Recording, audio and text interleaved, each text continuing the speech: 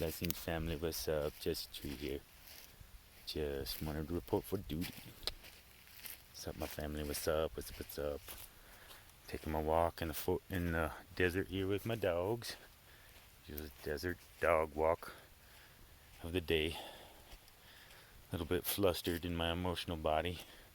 My son just took a spill on his bike.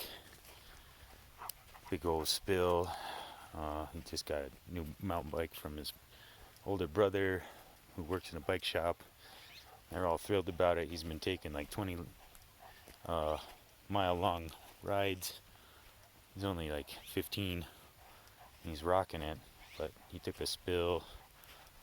I wasn't able to go get him or anything because my wife had the keys for my car and she was away in Santa Fe, so the grandparents had to scoop him up and bring him in, and I couldn't help my son, and I'd just been all flustered. And not to mention we'd had kind of not so much of a spat, but just were a little edgy with each other before he left, so the feelings were punctuated. And so that's kind of what I thought today's sharing would be about, is this whole aspect of relationship. And it's my usual dive under the fence here.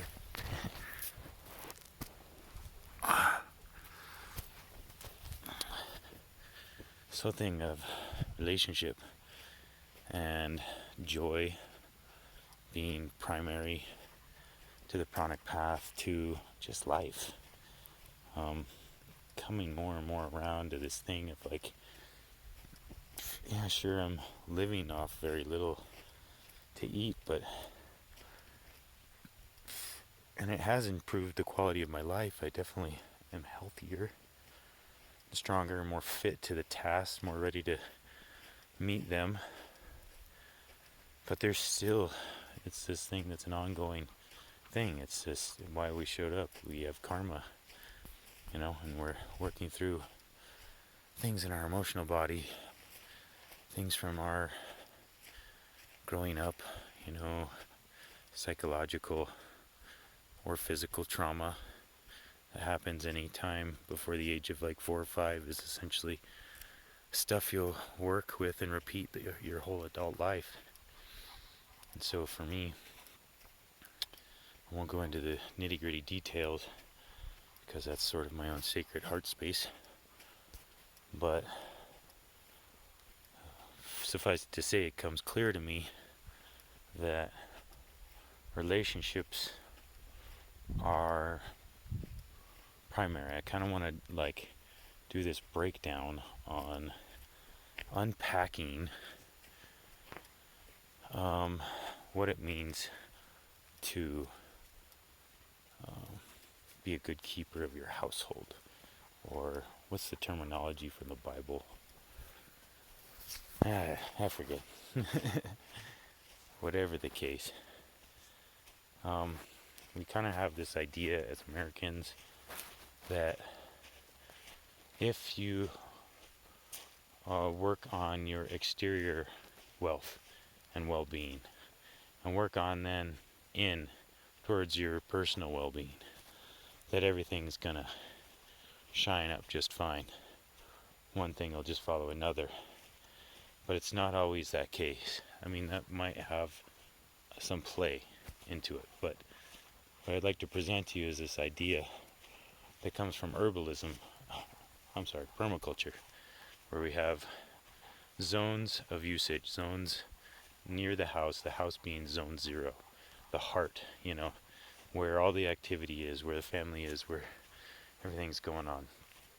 And then the next zone is zone 1, and that's the area that you would use the most and interact with the most, where you would have your solar panels and your herb garden and your laundry line and your paths and maybe a little bit of grass to chill on with your family and a table and that kind of thing. And then zone 2 is more you're getting into your gardens, your perennial gardens or your annual gardens, and radiating on out to wildlands. Similarly, our hearts, I think, work that way, where number one, we got to take good care of our physical well-being and our mental well-being. Really showing up for yourself and caring about how you feel in every instance, realizing your energy is golden and not to just go spending it everywhere, squandering your energy, not going where it's well received, you know, not where it's going to be made into an investment, something that's going to build, you know. So you work on yourself in that way, and then from there you work on your family. That's the next priority, you know, not your income, your family.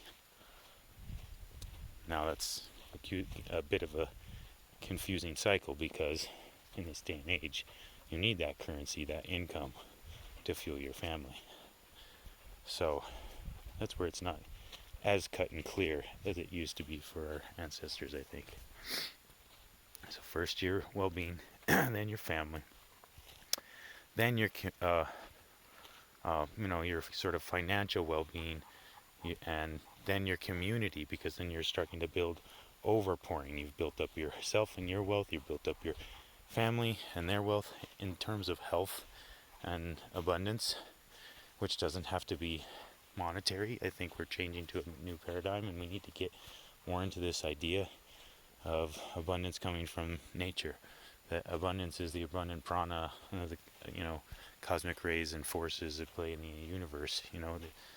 The negative ions coming up from the earth, the sun rays coming down, the photons bombarding us, not to mention the wild food plants that are all around us, and animals, the relationships of wonderful people, your family and stuff, that the universe is working in your favor, and there's abundant energy, joy, health, and wealth for all.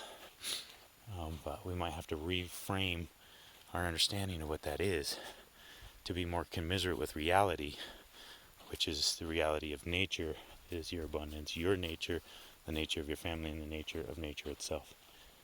So, I'm just into this whole thing of life cultivation, where we're trying to take care of our own life, and then that can spill off to taking care of other lives. Once you have that sense, that's a place where you can really work from if you're truly caring for yourself. That's easier said than done. I preach this a lot. My son called me out on some aspects the other night that really struck me with respect to my inner realm and ways in which I'm protective of myself because of my early experiences, and feelings of maybe abandonment, and the like. A lot of people resonate with that. A lot of people have experienced things like that through divorce, through, being orphaned, being, there's many ways and forms and shapes in which this takes place. And I had a very mild one. I had very loving parents. I see that they split in a good way and that was beneficial for all, including myself, ultimately, given our differing personalities and everything. But still, it's so you can come clear. I mean, you can see here I'm sort of divulging. Throat chakra says all. That my folks split up when I was young, and that was one of my early heart hurts. So this is, sort of the work. This is what we're all here for, is like to try to heal up all this and get into a place of just resonance and superconductivity. I've been reading this great book by this brother Ross Ben, and Ross Ben's talking about mind calendrics, cosmic forces, crystals, all manner of stuff, and he's talking about the difference between a conductor, a semiconductor, a superconductor, and a resonator. And conductor will move electricity through it, or semiconductor pulses electricity, superconductor creates more electricity, and a resonator, sort of functions in that way as well, where it's just creating more and more and more energy. And so I offer that that's what we are. That's also what Ross Ben says, and that's what the breatharian path is, opening up your heart to become a ever-flowing source of love, which resonates and superconducts. So that's my little thing for today. I'm running out of time, so much love, y'all. Bless.